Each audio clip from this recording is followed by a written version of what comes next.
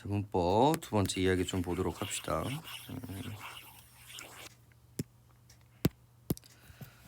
자, 13번 같은 문제는 좀 중요해요. 13번 같은 문제는 그러니까 답을 찍는 것도 되게 힘들었던 부분들이고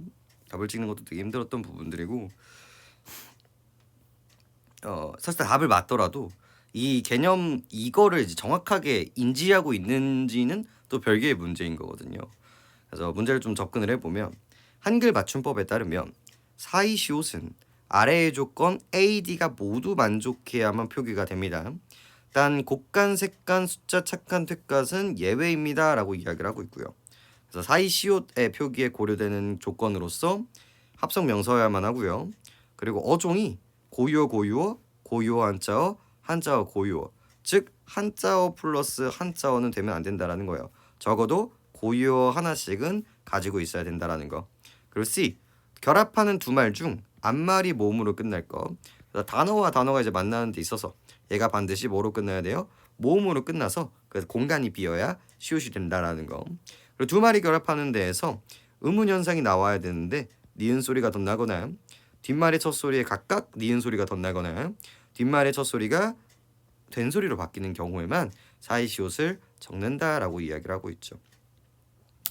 이거 답 자체는 풀어내는데 되게 쉽거든요. 그러니까 글을 잘 보시면 기역과 미음은 각각의 쌍은 위조건 AD 중 한 가지 조건만 차이가 나서 사이시옷 표기 여부가 갈린 예입니다라고 얘기를 하고 있단 말이에요. 그래서 이제 기역 같은 경우가 한 가지씩 얘네들이 한 가지씩의 문제 때문에 이제 돌아가는 건데 이 기역 같은 경우에 기역이 잡혀 있죠. 그래서 기역 보면 합성 명사일 것이에요.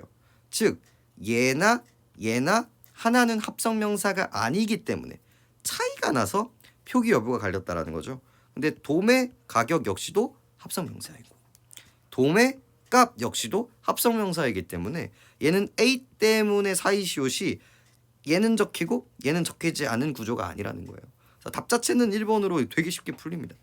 이 맥락만 잘 이해를 할 수 있었다면. 그렇잖아요. 결국은 이게 사이시옷 문제이지만 결국 뭐 파악하는 문제였어요? 품사 파하는 문제였고 이 문제의 구조를 파악하는 문제였단 말이죠. 도매 가격도 명사고 도매 값도 명사이기 때문에 A는 사이시옷 표기에 고려되는 부분들이 아니었다라는 거예요.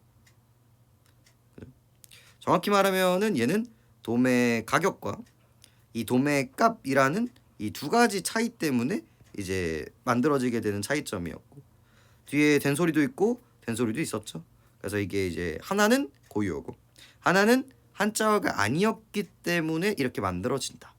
이런 식으로 구조화를 만들어서 이제 B 쪽으로 갔었어야 되는데 이게 문제가 그렇게 굴러가는 거겠죠. 이제 문제야 이렇게 풀면 돼요. 이게 풀면 되는데 이거를 이해하는 데 있어서 여러분들이 어떤 정보를 갖고 있었어야 되는 문제예요. 어떤 정보를 갖고 있었어야 되는 거. 이게 어디서 굴러가냐면 우리 의문론에서 의문의 변동이 나옵니다. 그리고 여기서 이제 우리가 교체, 탈락, 첨가, 축약으로 이제 나누게 되죠. 이때 이 첨가 부분에서 여기 사이, 시옷 현상이 나와요. 표기 현상. 이게 이제 등장을 하는 거예요. 그럼 이 첨가 파트에서 사이시옷 표기가 어떤 식으로 여러분들이 갖고 갔어야 되는가에 대한 이야기를 지금부터 조금 한번 해보도록 하겠습니다. 그래서 지금 뭐에 대한 이야기를 해본다? 사이시옷 현상. 이걸 얘기하기에 앞서서 뭐까지도 좀 얘기를 해보겠다. 이 앞에 있는 첨가 이야기까지 조금 같이 해보겠다. 자, 일단 기본적으로 첨가는요. 어떠한 단어와 단어가 만날 때 일어나는 현상이라고 생각하시면 됩니다. 즉 단일어에서는 등장하지 않아요. 그래서 이렇게 한 플러스 여름 이렇게 얘기했을 때 얘가 발음이 어떻게 돼요? 한여름이 된단 말이에요. 이렇게 했을 때 이 니은, 이 뾰로롱하고 등장하는 것들을 첨가라고 이야기를 하게 되는 겁니다. 단어가 만날 때 이제 티를 내기 위한 수단이라고 좀 생각을 해주시면 좋을 것 같아요. 이렇게 단어가 만날 때 이제 크게 두 가지 구조로 이제 나눌 수가 있는데 하나가 이제 니은 첨가라는 구조와 또 하나가 자 사잇 소리 현상으로 나눌 수가 있어요. 두 가지로 나누면서 시작을 합니다. 자, 이 니은 첨가 같은 경우는요. 언제 일어나냐면 똑같이 이제 단어와 단어가 만나요. 이 단어가 처한 상황, 그 의문적인 환경에 따라서 얘네 이제 두 개가 구분되게 되는데 조금 좀 수정을 해볼까? 이렇게 하는 게 쓰기가 편할 것 같은데.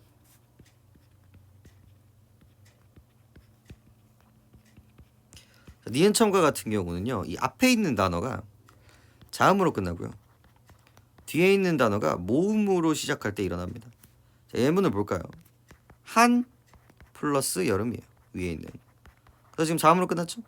그리고 모음으로 시작하고 있단 말이에요. 얘를 거를 보면 한 여름 이렇게 나오고요. 이렇게 깔끔하게 니은 똑 하고 이제 등장하는 이 부분을 뭐라고 얘기하는 겁니까? 니은 첨가라고 이야기를 하게 되는 거예요. 반면에 사이소리 현상 같은 경우는 조금 구조가 다릅니다. 그럼 이 나머지 구조들이 이제 만들어지게 되는데 크게 이렇게 세 분류로 할 수 있어요. 자, 첫 번째가 자음 플러스 자음이에요. 그래서 길 플러스 가 이렇게 했을 때 길가로 적고 발음을 해보면 길가 이렇게 발음이 됩니다. 그래서 이때 나오는 이 된소리 부분 때문에 얘가 첨가가 돼요. 근데 여기서 이제 궁금증이 조금 있으셔야 되거든요. 이렇게 된소리 까가 되는 된소리 되기는 사실 어디로 들어가요? 첨가로 들어가요. 그래서 그냥 이런 개념들이 없으면 이거는 누가 봐도 뭐처럼 보입니까? 첨가처럼 보인단 말이죠. 그래서 여기서 잠깐 뭘 잡고 가셔야 되냐면 왜 얘는 얘는 왜 교체가 아닌 것인가? 이것도 이제 좀 고민하실 필요가 있습니다.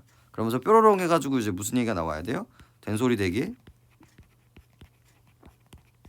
환경을 기억하시는 게 되게 중요하죠. 된소리 대기는 기본적으로 안울림 소리와 안울림 소리, 우리 그드브와 이 그드브 애들이 만났을 때 일어나는 현상이라고 생각을 하시면 돼요. 국밥처럼 이렇게 안 울리는 소리와 안 울리는 소리가 만났을 때 밥 이렇게 이 뒤쪽 있는 애가 된소리가 되는 현상을 된소리 대기라고 이야기를 합니다. 그런데 예외가 조금 있어요. 이렇게 울림과 안 울림임에도 불구하고 된소리 대기로 허용하는 경우들이 있습니다. 예전처럼 역사적으로 그렇게 계속 써왔기 때문에 그런데 자, 첫 번째가 어간의 니은 미음 뒤에 오는 된소리. 다 배웠을 거예요. 우리 안다, 그다음에 심다 이런 거 같은 경우는 발음이 어떻게 됩니까? 안따, 심따 이렇게 되는 경우들을 확인할 수 있고요. 자, 두 번째가 한자어인 경우에 여기 있는 리을은 허용해 줍니다. 갈등 이럴 때 얘가 등으로 발음되는 경우들이 그런 경우들이라고 볼 수가 있겠죠. 그리고 세 번째 관형사형 전성어미.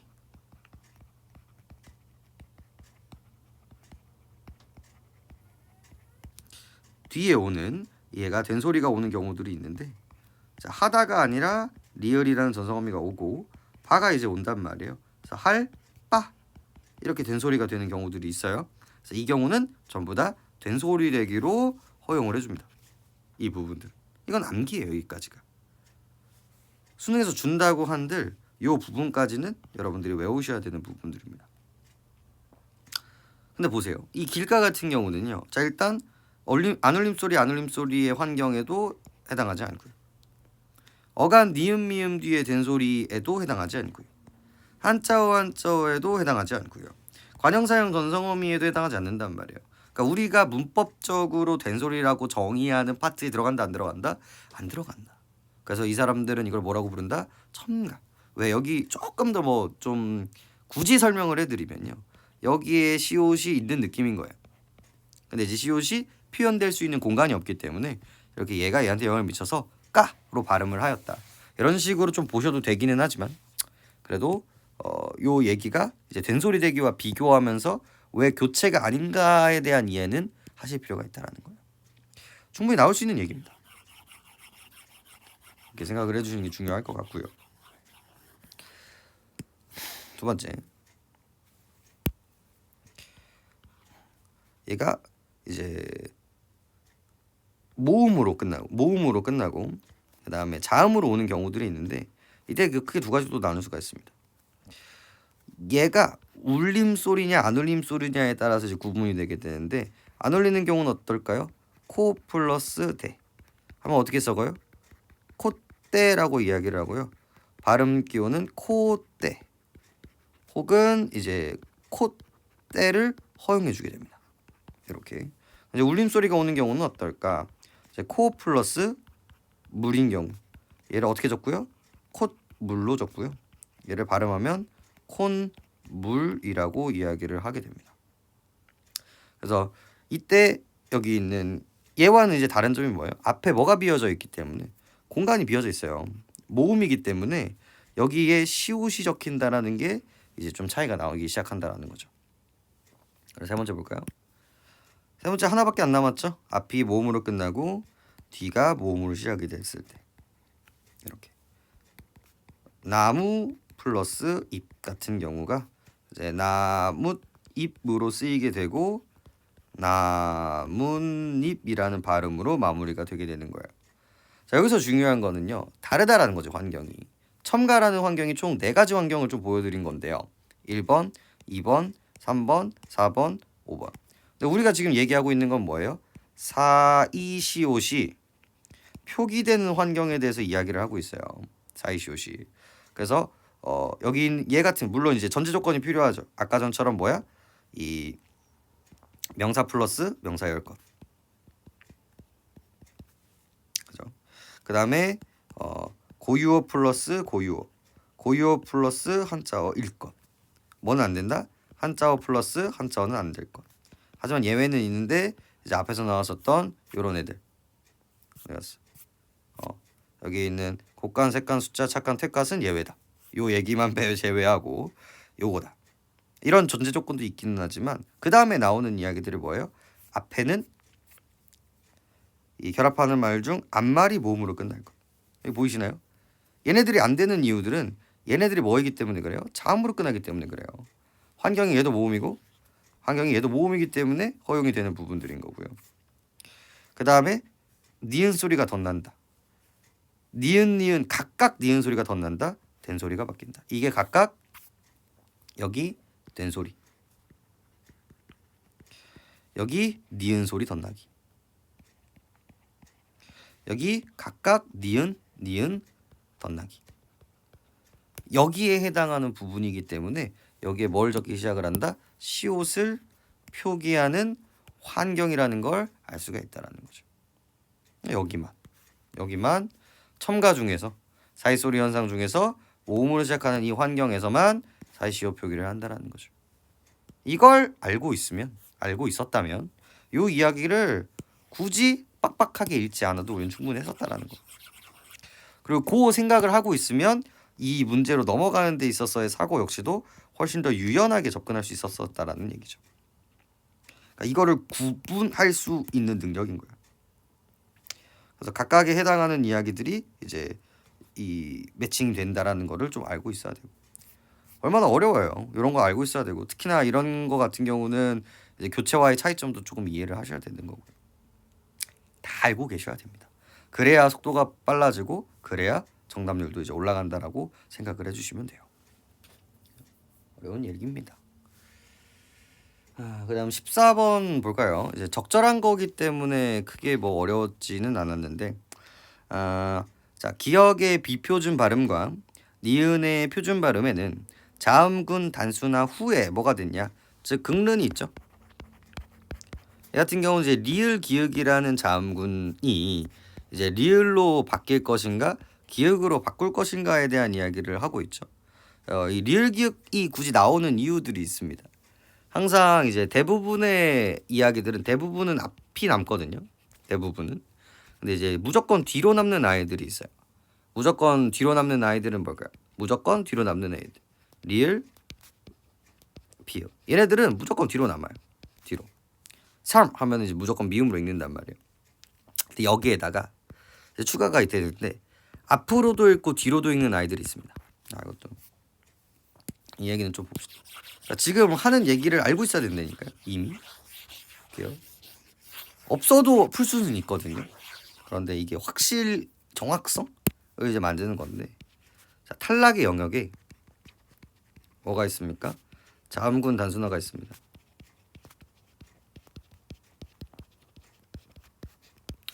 그래서 이렇게 리을 기억이 다음군으로 왔을 때 얘가 남을 것인지 얘가 남을 것인지에 대한 구분을 할 줄 알아야 된다라는 거. 그죠? 그래서 수많은 것들이 있는데 대부분 뭐를 읽으면 됩니까? 대부분 앞이 남습니다. 근데 항상 뒤로 남는 아이가 있어요. 뒤로 남는 아이가 이제 리을 미음, 리을 피읍인 거예요. 근데 대부분 앞에 남는데 경우에 따라서 뒤로 읽는 아이가 있고요. 뒤로 읽는데 경우에 따라서 앞으로 읽는 아이들이 있어요. 여기에 이제 리을 기억이 있고요. 여기에 리을 비읍이 있습니다. 반대군요. 미안해요. 여기에 리을 비읍이 있고요. 여기에 리을 기억이 있습니다. 얘 같은 경우는 넓다 이렇게 있을 때 얘는 넓다 이렇게 발음해요. 이렇게 앞으로만 읽으면 된다라는 거예요. 그런데 경우에 따라서 뒤로 읽습니다. 언제? 우리 밥 계열들일 때. 얘는 어떻게 발음합니까? 밥 따로 발음하죠. 요 활용형일 때 뒤가 자음이 오는 경우일 때 밟고 이렇게 발음을 하게 된다라는 거예요. 요 경우 이 첫 번째 경우고요. 밟이라는 어간을 가지고 있는 경우. 두 번째가 이제 단어들입니다. 넙죽하다, 넓적하다, 넙둥글다. 이때만 어떻게 합니까? 똑같은 넓이지만 넙으로 발음한다라는 걸 확인할 수 있죠. 이 두 가지 경우에만 뒤로 읽고요. 이 리을 기욱도 기본적으로 언제 있습니까? 흑 하면 뒤로 읽고요. 이렇게 흑과 이렇게 나오더라도 어떻게 있습니까? 흑과 이렇게 발음한다라는 걸 확인할 수 있거든요. 그런데 앞으로 읽는 경우가 언제냐면요. 자, 어간일 때 뒤에 어미가 기억이 오는 경우에만 앞으로 있습니다. 그래서 원래는 읽다 하면요. 뒤에 다 하잖아요. 그래서 얘를 어떻게 했습니까? 읽다로 발음하거든요. 그런데 뭐가 오는 순간? 읽고가 오는 순간 읽고가 됩니다. 앞으로 읽어버려요. 여기 있는 예외가 문제로 나올 수밖에 없는 거예요. 여기 있는 예외가. 사실 이런 구조 라인에서. 그래서 여기서도 무슨 단어가 등장을 하는 거예요? 리을 기억이 등장을 하는 거예요. 그래서 리을 기억을 보면서 뒤에 기억이 있나 없나를 봤었어야 되는데 그렇지는 않잖아요. 그리고 물론 이제 이런 구조를 결과값을 통해서 도출할 수는 있지만 이 정도는 이제 알고 있어야 된다라는 거예요. 그래서 이 앞을 남겨야 된다는 걸 알 수가 있고요. 그 다음에 이제 니은이 되죠. 그 다음에 뭐가 만나서 리을과 니은이 만나서 이 니은이었던 비음을 리을이라는 유음으로 바뀌고 있기 때문에 얘를 뭐라고 부릅니까? 유음화라고 이야기를 하게 됩니다. 그래서 이미 여기서 이제 시작을 해야 되는 거예요. 여기에서.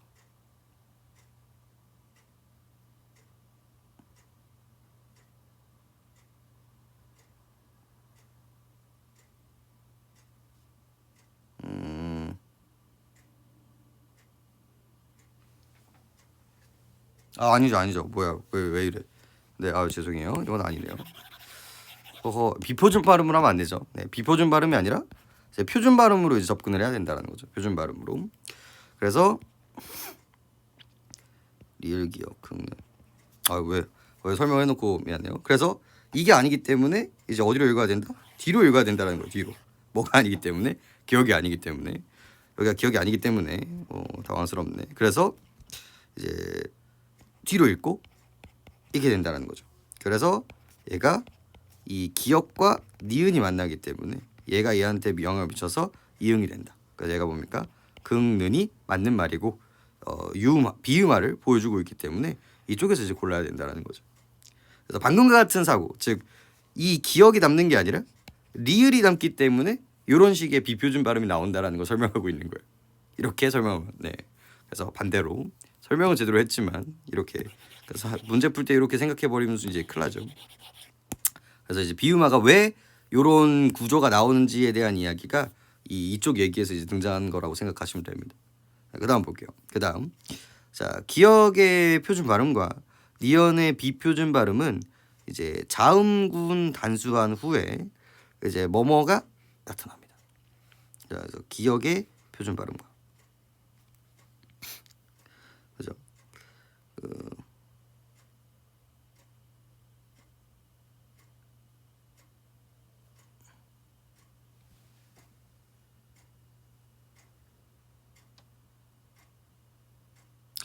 아니죠. 네네. 이거를 글자를 이렇게 읽으면 안 되는군요. 죄송합니다. 설명을 잘 해놓고 자꾸 이제 그래요. 이렇게 관성에 따라 읽으면 이렇게 돼요. 미안합니다. 끊어서 좀 가볼게요. 천천히. 자, 기역의 비표준 발음과 니은의 표준 발음에는 자음군 단순한 후 뭐뭐뭐가 나타난다라고 얘기를 하고 있죠. 그래서 우리가 얘기해야 되는 부분들은 어디예요? 여기 있는 부분과 여기 있는 부분이라는 거 확인할 수 있어요. 그래서 이게 이렇게 넘어갔을 때 얘가 리을이 남고 글른이 되기 때문에 얘가 비표준 발음화가 되는 거고, 아무튼 얘는 뭐가 지금 반영하고 있어요? 융화가 적용되고 있다라는 걸 우리가 확인할 수 있어요. 그래서 이쪽으로 가야 됩니다. 이쪽으로 제대로 설명해 놓고. 그리고 짤레 같은 경우는 뭐예요? 이 리을 비읍이 있기 때문에 니은이 왔단 말이에요. 근데 아까 어떤 경우를 제외하고 발음 계열과 넙죽하다를 제외하고는 앞으로 읽는단 말이에요. 그래서 표준 발음 맞는 얘기이기 때문에 짤레가 되는 거고, 그 다음에 리을 리은이기 때문에 짤레가 된다라는 이 유마화 과정을 우리가 확인할 수 있는 거예요. 유마 과정. 그래서 공통적으로 뭐가 등장한다? 유마가 등장한다라는 거죠. 네, 조금 실수를 해서 돌아왔지만 결국은 뭐다? 요 얘기. 왜 얘는 비표준 발음에서 등장을 하고 왜 얘는 표준 발음에서 등장하는가에 대한 해답을 이쪽을 암기하고 있는 과정에서 훨씬 더 유연하게 대체할 수 있다는 걸 이제 보여드리고 싶었던 거고, 이제 기역의 표준 발음과 니은의 비표준 발음에서는 이제 아까 전에 봤었던 것처럼 이제 비음화가 등장을 하고 있고, 이 짭내 역시도 어떻게 해버리면 리를 짭 내로 뒤로 읽어버리면 비표준 발음화가 된다라는 거예요. 왜? 이렇게 아니면 이렇게 읽었어야 되는데 이렇게 읽어버리기 때문에 문제가 생긴다라는 거죠. 그 규칙성 때문에. 그래서 비음화 쪽으로 이제 등장을 해야 되는 거고요. 그다음 디귿과 리을의 표준 발음은 C만 일어난 발음이다라고 이야기를 하고 있죠. 그래서 디귿 볼게요. 디귿은 표준 발음만 얘기를 하면 이렇게 보시면 되겠죠. 자, 끊기고 같은 경우는 우리 니은 히읗이 뭐랑 만납니까?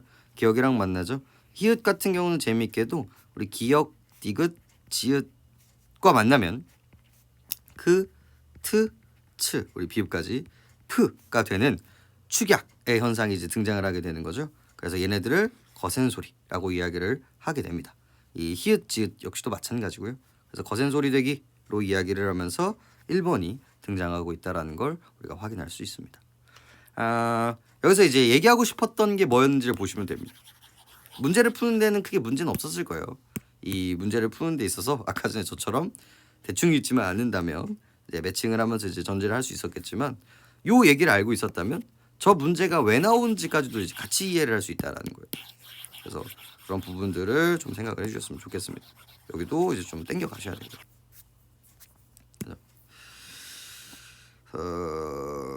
그다음 15번. 15번 같은 경우는 이제 적절하지 않은 거기 때문에 이제 매칭을 하는 부분이었죠. 그래서 왜 적절하지 않았는가를 좀 보시면 되는데, 자 볼게요. 느낌 말고. 자, 꿈속에서 일이나 무의식 중에 일어난 일을 말할 때 화자가 자신의 행동이나 상태를 타인에게 관찰할 때 진술할 경우 더가 1인칭 주어로 쓰일 수 있다라는 거거든요. 자, 기본적으로 이 더라는 게 1인칭이 안 돼요. 내가 어제 친구랑 밥을 먹더라. 이거는 안 된다라는 거예요. 왜? 이게 남의 타인의 경험을 내가 간접 경험을 했을 때만 쓸 수 있는 단어거든요. 근데 이거를 나를 타인으로 만들었을 때, 타인으로 만들 수 있는 되게 제한적인 조건들이 있어요. 그래서 뭐라고 얘기하고 있습니까? 꿈속의 일이나 무의식 중에 일어나는 것을 타인을 관찰하듯이 진술할 경우는 가능하다는 거지. 자, 전제 조건이 뭐예요? 꿈속의 일이나 무의식적 중이에요. 근데 봐봐, 내가 어제 마신 약은 생각보다 안 쓰더라. 꿈속의 일인가요? 아니죠. 무의식인가요? 아니죠. 그러면 답은 5번이 되는 거예요. 만약에 이제 미음이 답이 되기 위해서는 어떻게 돼야 돼요? 내가 어제 꿈속에서 약을 먹더라. 이런 식으로 이야기를 해야 된다는 거죠. 그래서 이거 역시도 전제 조건만 정확하게 하고 있었으면 이렇게 어려운 부분들은 아니었을 것이다. 그 생각을 하면서 문법은 좀 마무리해 보도록 하겠습니다.